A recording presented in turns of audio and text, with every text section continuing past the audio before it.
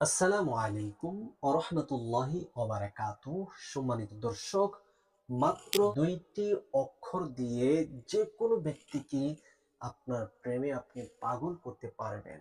এই ২টি ওয়ার্ড লিখে বালিশের নিচে রেখে দেন। কারা কারা এই আমলটি করতে পারবেন শুনুন।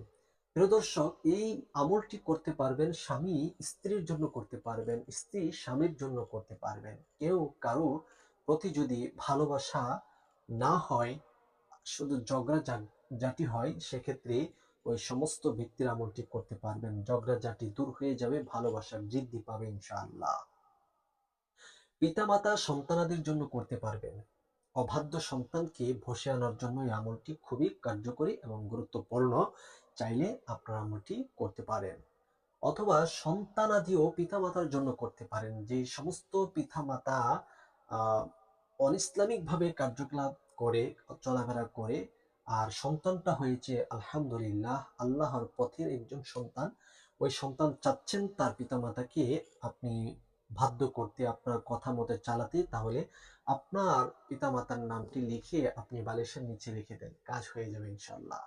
কোনো মানুষ যদি কারোর সাথে প্রেম ভালোবাসায় আসক্ত ছিলেন, অবৈধ প্রেম ভালোবাসায়, কিন্তু এখন আপনি চাচ্ছেন তাকে বিয়ে করতে, পরবর্তীতে সে আপনার বিয়েতে রাজি হচ্ছে না, তাহলে আপনি তাকে ছাড়াও মানে কোনো কাজকর্ম করতে পারেন না, চলাফেরা করতে পারেন না, আপনি চাইলে আমলটি করতে পারেন ইনশাল্লাহ। তবে যারাই আমলটি করবেন অবশ্যই কমেন্ট বক্সে অনুমতি নিয়ে আমলটি করবেন।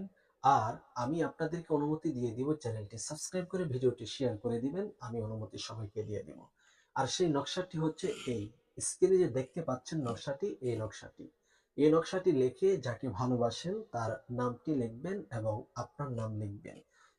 এই কাগজটিকে এভাবে লিখে, নকশাটি লিখে আপনি রাতে লিখবেন এবং রাতে রেখে বালিশের নিচে রেখে দিবেন।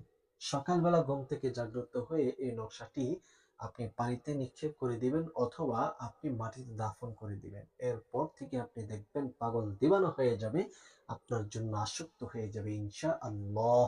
আজকের ভিডিওটি কেমন হয়েছে অবশ্যই জানাবেন।